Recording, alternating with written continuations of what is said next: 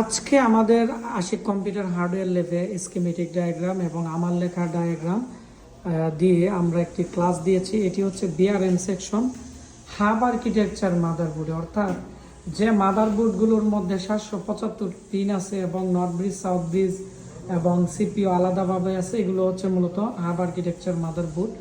তো এই মাদারবোর্ডের মধ্যে প্রসেসর চালু হইতে কয়টা ভোল্টেজ লাগে এবং এই ভোল্টেজগুলো কিভাবে আসছে এগুলো আমরা কিন্তু এখানে সম্পূর্ণভাবে আমি দেখিয়েছি। আমি শর্টকাটে আপনাদেরকে একটু বলে দেব, এতে করে যারা আপনারা কাজ শিখতে চান আমাদের এখানে বা যারা মোটামুটি কাজ জানেন তাদের জন্য অনেকটাই ভালো হবে।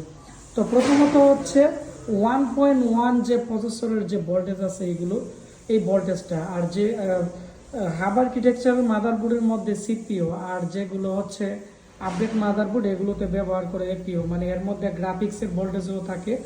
আর হাব আর্কিটেকচারের মাদারবোর্ডের জন্য এখানে আলাদা গ্রাফিক্স কিন্তু দেখতে পাচ্ছেন আছে, যার ফলে এটার সেকশনও আলাদা।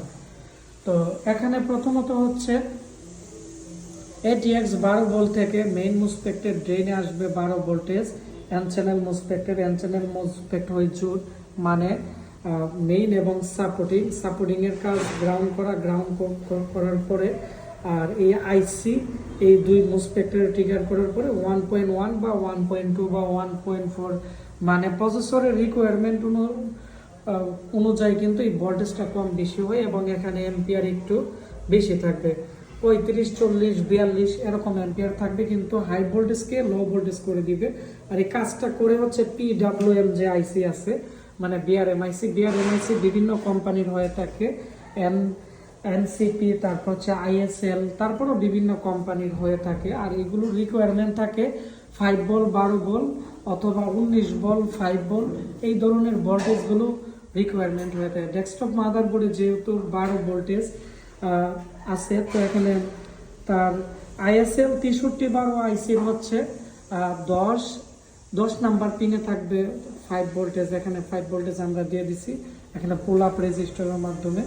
তারপর হচ্ছে 42 আর হচ্ছে 29-এ থাকবে 12। এই ভোল্টেজগুলো যদি ঠিকঠাক থাকে, তারপরে যে জিনিসটা খেয়াল করতে হবে এটা হচ্ছে এই আইসির এনেবল ভোল্টেজ চেক দিতে হবে। আর এনেবল ভোল্টেজের যে নাম আছে স্কিমেটিক ডায়াগ্রামে থাকবো বিটিটি পাওয়ার গুড, মানে বিটিটি পাওয়ার গুড যে ভোল্টেজ আছে এই ভোল্টেজটা। এখন এটা থাকবে 36 নাম্বার পিনে। আইসি অনুযায়ী এই ভোল্টেজ চেঞ্জ হয়, বিভিন্ন পিনে হয়ে থাকে। আপনারা আইসি ডাটা শিট এবং ডায়াগ্রাম দেখে কাজ করবেন। তো এই